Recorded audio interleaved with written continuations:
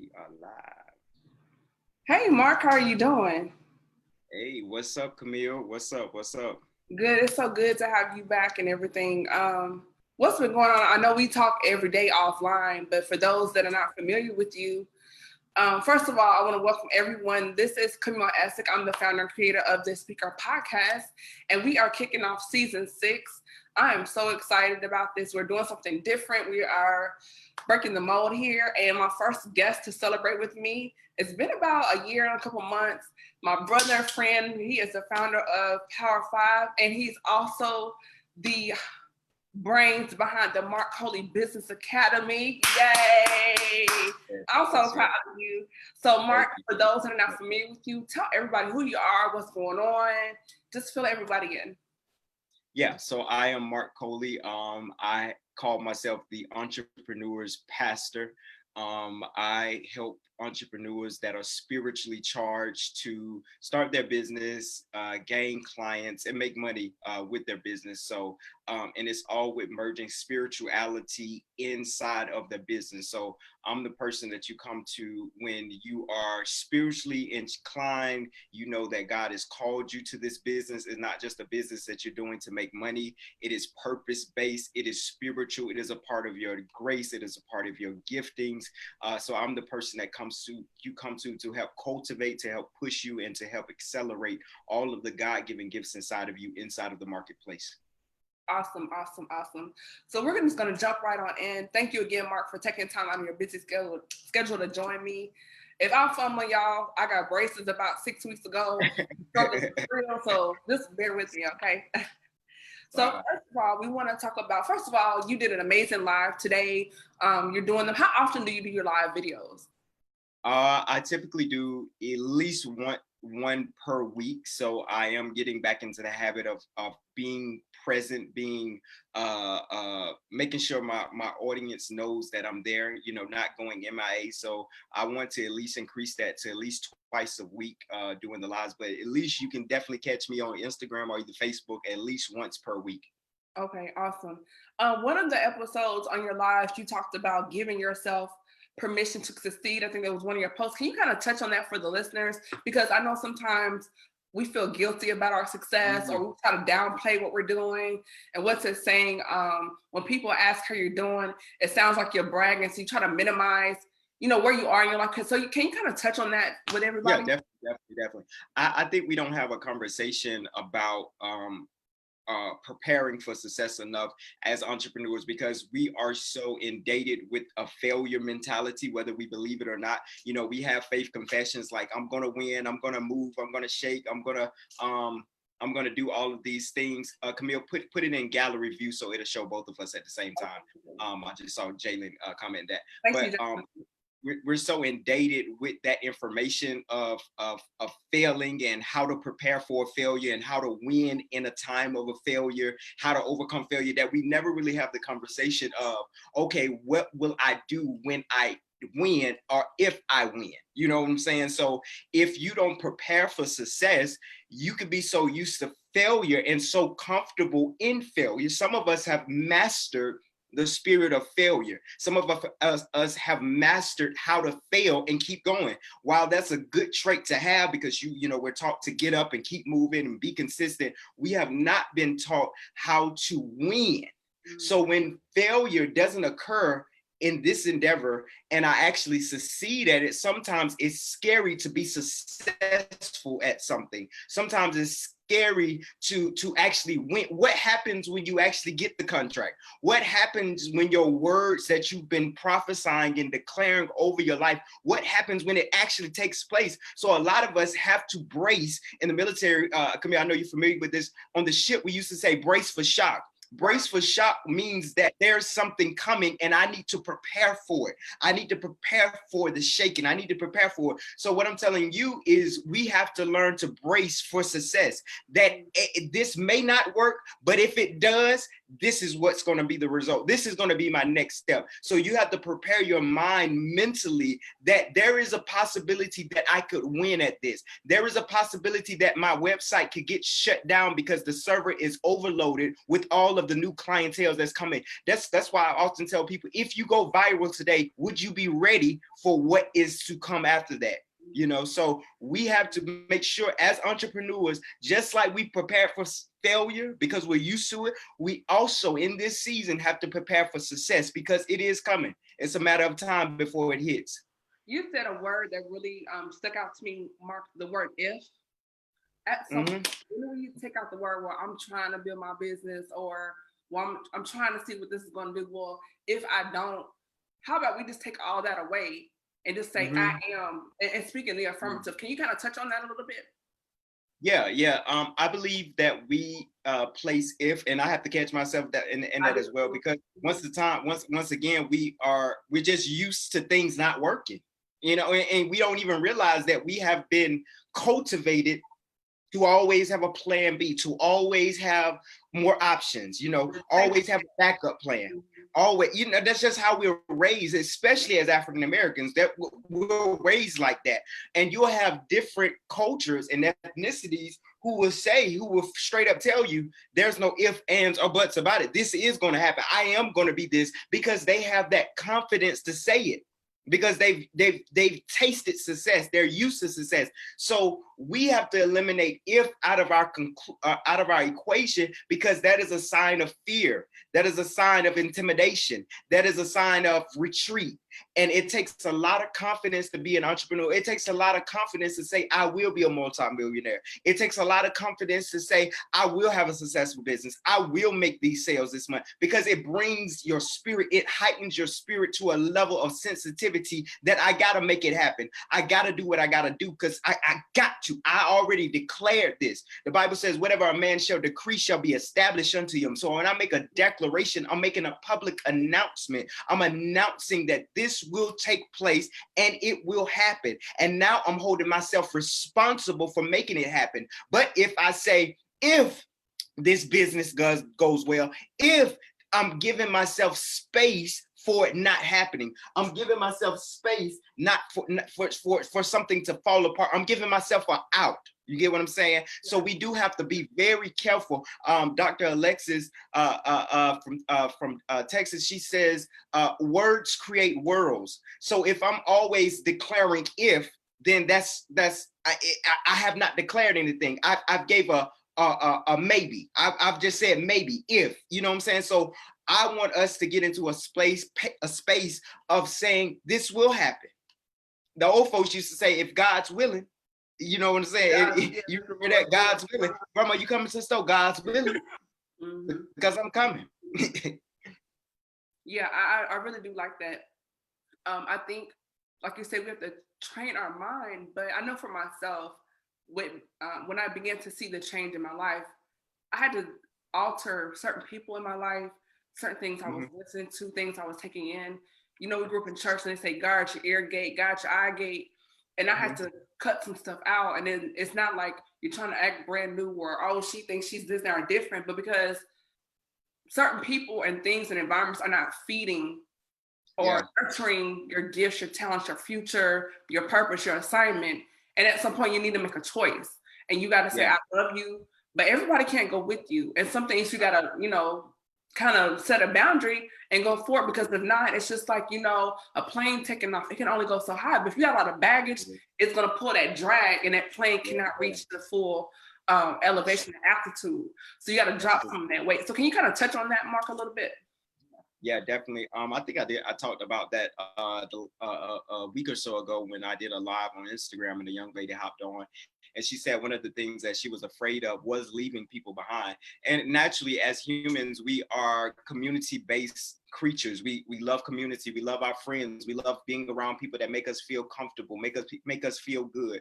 And that's absolutely nothing wrong with that. But you have to understand the psychology of human nature as well, that the people that I hang around the most have the most influence on the direction of my life. The Bible says this, it says, how can two people walk together unless they agree? So whoever I'm walking with or whoever's in my circle, I've made some type of agreement with them, whether it be nonverbal or a verbal agreement, but we are agreeing because we're walking together to go in the same direction. So either you're pulling them or they're pulling you. So I would rather have my circle, my closest friends of people that are going in a direction that I would love to go in. I want my closest friends to be the people that are pulling me up, pulling me to the next level. And sometimes you have to find your new set of friends. I know Drake had a song, No New Friends, but sometimes you do need new friends. Sometimes it's not a matter of I'm replacing the importance of you in my life. No, I'm just replacing the frequency that I'm around you in my life. That means I can still be your friend. We still can cut up. We still can cut the food.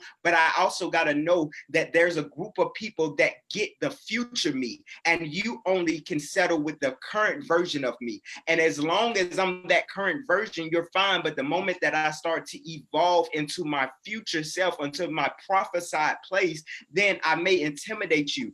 So I got to have friends around me that when I talk about my success, when I talk about my come up, it's not considered bragging, but they're giving me a high five. They're cheering for me because they're rooting for my success. So you just got to pay attention to who you're close to, who's pouring into you, who you look to for advice, who do you share your great wins with. All of that environments, we've always talked about environments matter. It matters who I'm around. I love that. Mm-hmm. Mark, you are dropping some nuggets and some jewels. Those, if you are just 20 in, this is Camille Essick. This is the Speaker Podcast Season 6. We're going live tonight. So drop some comments, share, like, post. There will be a replay if you miss it. Marc Coley, he is the creator of the Marc Coley Business Academy. He's in Atlanta, Georgia, doing big things. He's an author, published, been a motivational speaker, just guru, my friend, my brother. So Mark, thank you for joining me. And doing great things. So my next question would be faith, fear, and entrepreneurship. Because on one end, you have this thing in your head and you're like, oh my gosh, I don't have the money. I don't have the support.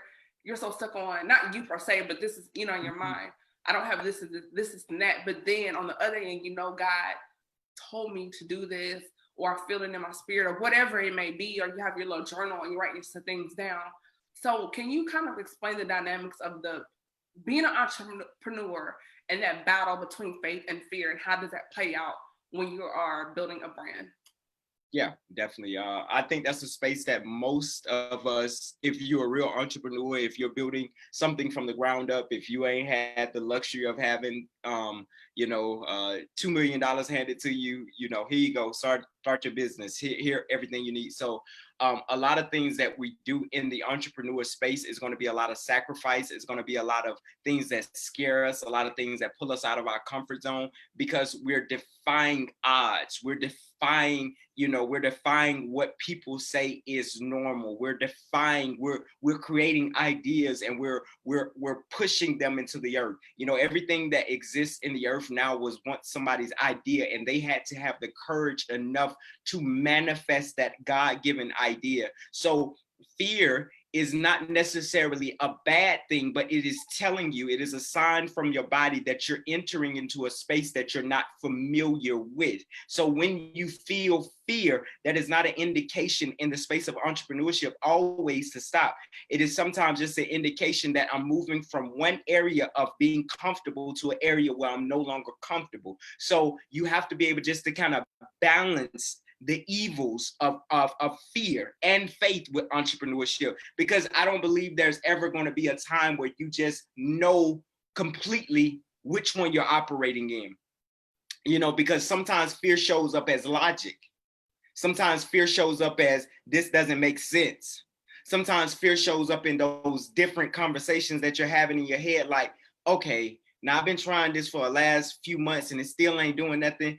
There's a part of me that says, the faith part of me that says keep going, and there's also a part of me that says stop and rebrand or do something different. So you just kind of gotta meet those situations when you encounter them, of asking yourself, what's the best approach for my season now? Because even with faith and fear, there can be a downside of the faith part, because you can have so much faith in something that God has already left. You could still be talking about this business from 20 years ago that has not picked up any traction, that is not going anywhere, that is sucking all of your money. And you have to come to a place and say, okay, I think maybe I got to go back to my drawing board. Maybe I got to revisit the ideas and the plans. You get what I'm saying? So there is no one time where it's just like, okay, faith, okay, fear. Faith, you always are on that balancing scale of, okay, I'm scared, but I'm gonna have my faith. Okay, does this make sense? All right, use my faith. You know what I'm saying? It's just, it's a never ending cycle of that. Even people that you will talk to that have quote unquote arrived, they still are battling, okay, where do I go? What's my next step? And we looking at them like, oh man, you got everything, but there's another level that they're trying to obtain. So it's that same balancing act. And the Bible tells us that we walk by faith and not by fear. The action of walking means to progress forward, to take action. So my actions are being led by my faith, not by my fear. You know, so just keep that as your reminder that everything that I'm moving in is by my faith and not by my fear. So Marc, personally, when you're going through that process, what are some of the tools that you use that you found successful for yourself going through that process of battling the faith and the fear? Having real conversations with myself, really doing a lot of prayer and meditation, seeking the counsel of wise individuals and seeking their perspective, researching, all of those things kind of give you a holistic idea, or it gives you a picture of what your next move should be.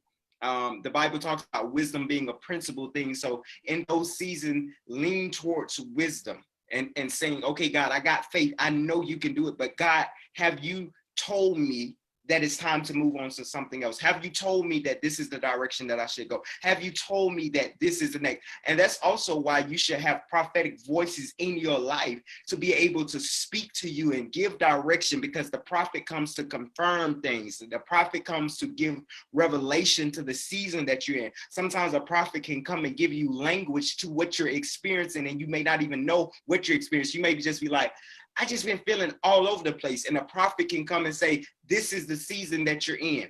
You know, so it's important to balance all of your spirituality in that as well, because your spirit is connected to God essentially, and it knows the direction and the plans of God for your life. So sometimes it's just good to nestle in and settle into your spirit and say, okay, God, I'm quiet.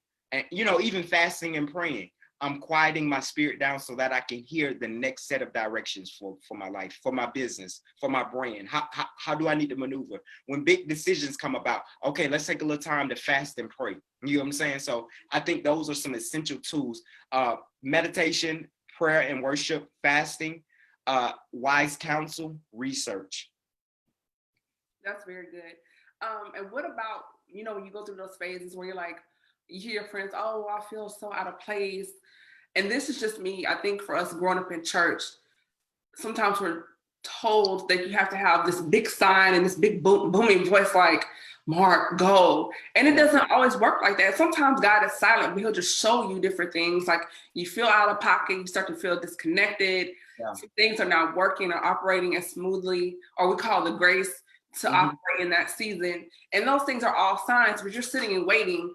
Well, I don't know, because God hasn't told me yet. Right, so right. Wait, then you fasting and praying, and it's like the door is open, and you're texting this friend and that friend, and like, come on, sis, come on, bro, like, move your feet. So at what point did you get beyond waiting for the big Hollywood voice and just saying, okay, it's time to go? Like, yeah. I think you know when I think you have a knowing. I feel like I've heard people say it deep down in your knower. You know, like it's just a space in you where you know, you're like, okay, it's time. Yeah, because I feel like it's a window, because if you're sitting and waiting, that window is going to get smaller and smaller and smaller. Then it's going to close, and then you're like, well, it wasn't the Lord's will. Right. You didn't move your feet. Yeah. I talked about that this morning. When God has things that he wants performed and done and assignments in the earth, that yes, he may have called you to do it and you have the idea, but if you're not moving your feet according to the timelines that God has set, now he'll give you a little grace period to be lax and to be lazy and to fight. No, God, I don't want to do it, God. why you calling me to do this? You know, he'll give you all that time, but there's going to be a season if you don't move your feet that he's going to give that grace to somebody else. So the person that you see on social media who's doing the thing that you were designed to do, and now you have jealousy in your heart because you know that that was your lane. You knew that that was your place that God had assigned to you, and the same favor that was on your life and the same grace that was on your life now has transitioned for them, because they need that grace and they need that favor, because there's an assignment. At the end of the day, God is about his business. He's about his business. So there's an assignment that God is taking place, and God is like, yo, I got to get what I need done in the earth. I sent you to do it, but since you got too many hangups, since you don't hear my voice or pretending not to hear my voice, I'm going to give it to Poo Poo and Shanika down here, because they don't need 10 confirmations in order to start doing what I told them to do. Wow. That is so major. And I want to take that again, comment, like, share, post. Marc Coley is here. We are just discussing entrepreneurship. We're kicking off season 6 of the Speaker Podcast. I'm your host, Camille Essick.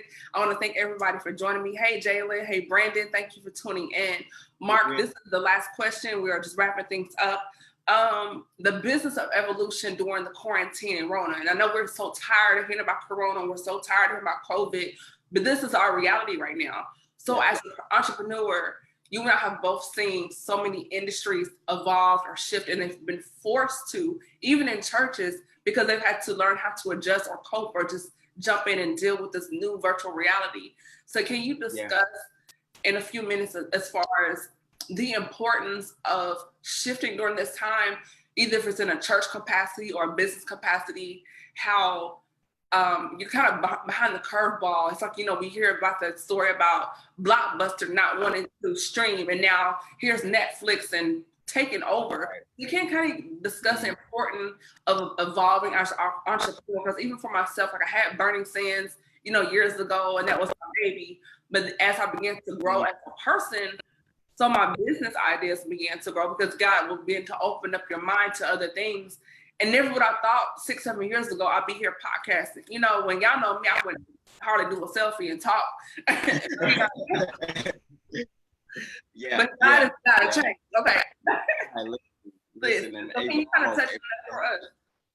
Yeah, I actually think you hit the nail on the head when you said that as you evolve, so did your ideas evolve. So as you expanded in your level of consciousness about what was possible for your life, as you got around different people, going back to the conversation about your connections and people you're connected to, as you began to see more and see what's possible. Sometimes we don't know what's possible until we see another person in it, or we don't know what's sometimes we don't know that something is feasible. We haven't even thought of it because it has never been presented to us. So as you evolve, as you read books, as you travel, as you get out, as you network, as you go on social media and follow people who are doing amazing things, it begins to expand your consciousness. Now your spirit has already expanded. Your spirit is connected to God, and it knows that everything is possible. There is nothing impossible to them that believe. Your spirit already is assured of that, but you got to expand your consciousness. Your mind has to evolve. That's why the Bible says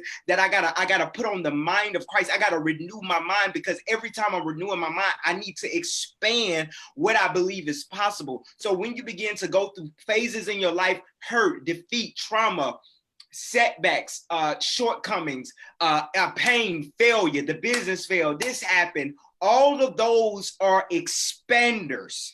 All of those are expanders, because it is expanding your experience. It is expanding your wisdom. So now as the business owner, my ideas are not just 1 + 1 = 2. It is now in this expanded level. It is now 2 × 3 + 5 = 10 × 6. You know what I'm saying? It gets a little bit more advanced. So as this season that we're in, I love it because it is causing people to expand. It is causing people to say, okay, Now this pandemic ain't gonna shut me down. How do I evolve? What's needed now in the marketplace? What's even you'll see right now, you can go on Instagram and people that make clothes are now making masks because now the market requires masks. People are wearing masks. So everybody doesn't want to wear a mask that looks like a surgical mask. Some people want a mask that goes with the outfit. Some people want designer masks. So now that's a new market for people that maybe have never thought about a mask, but now that the marketplace is demanding for it, now I have to evolve to fit a new problem. You get what I'm saying? So as an entrepreneur, I always have to be in the ready position of a new problem that my gifting can solve. I felt the preach on that. Come on. I felt the preach on that. Let them use you. Listen. Yes, I like that. So meeting the demands. Mm-hmm. How does an entrepreneur evaluate what that demand is to become a solution to a problem? You align your gifting with what the market is saying that they need. What that means is that I may be gifted to tie shoes, but if the market is not paying people to tie shoes, then my gifting may not be needed for that. You get what I'm saying? So sometimes it's not always, okay, I'm gifted to do this, so I'm gonna start a business. It needs to be gifting plus demand. There's gifting and there's a demand. If every guy walked around and had a bald head, and no guys in America did not grow hair, we don't need a barber that's gifted. We don't need you. So you can be good at cutting hair, but the market does not need you. So what I'm saying for entrepreneurs, especially those who are spiritual, sometimes we take what we're gifted at and say, okay, this is automatically going to be my business. No, you have to align. You have to align your gift with what the market says that they need. Because when the market says that they need your gift, they will pay for your gift. When the market says that they need your gift, they will pay for your gift. That's how you start getting revenue and income off the things that you're gifted at and things that you didn't have to train for professionally. That's how you're still able to go out and people like, how do you know how to do that? It took me 2 years. Oh, I did this when I was a child. But there needs to be a demand in the marketplace before you launch your business. You need to do market research. That's what market research is. It is surveying the market to see if people are actually interested in what I have. And most of us start businesses based on gifting and passion and not research. Wisdom is a principle thing and all that, get an understanding. So you even got to understand before I launch out with all my faith and all my zeal and all my anointing, I still got to know that the market needs what I have. Right. So yeah, that's how you do that. And when you do that, man, you set. So that's as easy as getting your ideal clients together and doing a focus group and asking them, what do you think about the name of this? What do you think about the color of this? What does it make you feel like? What are you willing to pay for this? And I believe that we would solve, I might post about this later, I believe we would solve a lot of issues in our business if first we did market research. Survey. Just a simple survey. Mm-hmm. Survey. Wow. The Bible says count the cost. I believe it was talking about when they were about to build the temple. Like don't just go out and start building. You got to figure out how much wood you need. You got to figure out how much this you need. You got to figure out how much that you need. So you could go out there with a lot of zeal and a lot of, I'm about to build a temple. I'm building a temple for Jesus. You know what I'm saying? You can go out with all of that. Yeah. Right. And now you disappointed because you ain't have enough of this. You ain't have enough of that. And now you got to walk back home to get your other tools. And Leroy just quit. So now you ain't got no help. You ain't got no back. You get what I'm saying? So yeah. I got to count the cost of starting this business. That is very true because LLC costs money. Just even getting stock. If you don't know how to do a logo, you got to pay somebody. That costs money. Packaging, logos, shipping. These are things you will not have experienced. That costs money. Right. It do. And it can get real expensive real quick. Little by little. We said the little foxes. Listen. Them foxes be coming, baby. Tearing up the vine. Right. Down.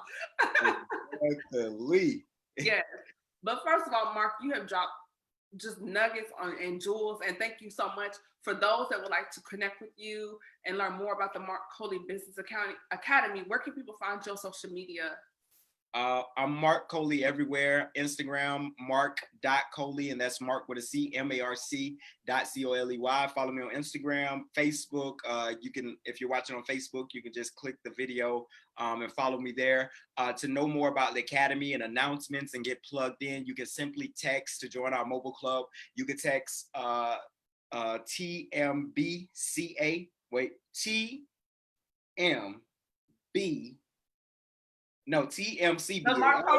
So I was like, wait, hold on. The Marc Coley. I'm saying it in my head, like the Marc Coley. So it's the Marc Coley Business Academy is TMBCBA. I'm about to do it again. 31996. Look, we're just gonna type it in the comments. So you could text that. TMCBA. Yeah, that's it. The Marc Coley Business Academy. Hey. Yeah. Look, I don't know why this hard for us. We like, wait a minute. Take the first letter of each word and type right. Look, keep it simple, baby. Like, I'm making no change there. I'm gonna just change it to Academy. Look, just text Academy. But text those letters to 31996, and you will be a part of the mobile club. We will be starting a prayer call for entrepreneurs in the coming weeks, hopefully next week. And also we will be starting an initiative of fasting and praying with entrepreneurs and business owners as well. So we got a lot of things that are coming for spiritually inclined entrepreneurs that will help you master your spirituality as well as your business. So I want to make sure that people are very aware that I talk a lot about spirituality, but there are business principles that you have to master as well. There are branding principles, there are psychology principles, there's human nature, there's selling things, there's all kind of principles that goes along with you mastering your spirituality as well. So it ain't just, okay, we naming and claiming that we're gonna have customers. Okay, how do I get those customers? What do I need to say? What does my messaging need to look like? So it's the tactical skill set with the spirituality as well. So that's where we're going with the Marc Coley Business Academy. And we will be launching a physical location here in Atlanta, Georgia, preferably this year. That's the plan. When that happens, I want to bring you back so we can shout that out and just promote it. Everything. We'll do a live broadcast from the Academy. Yes, love it. Well, everybody, this is your host, Camille Essick. We are kicking off season 6 of the Speaker Podcast. You can also follow me on Facebook at the Speaker Podcast, or I think it's Speaker Podcast. Oh, Lord. Or you know, here we go again. You can just click the tag. But it's the Speaker Podcast on Facebook. I'm also on LinkedIn at Camille Essick. I'm also on Instagram at Camille Camille. Be sure to connect with me on my website at www.camillemeet.com. I hope you got something from this. And until next time, be blessed. Have a great day. Peace and love.